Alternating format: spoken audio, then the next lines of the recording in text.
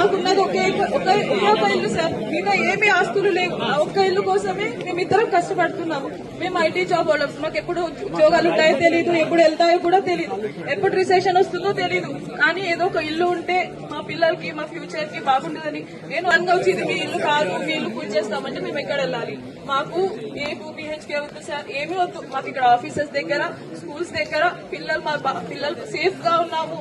ఇన్ని రోజులు ఒక టెన్షన్ లేకుండా నిద్రపోయే వాళ్ళు. ఒక్క నిమిషం కూడా మాకు కరెంట్ పోయేది కాదు. ఇప్పుడు అన్ని కష్టాలే సార్.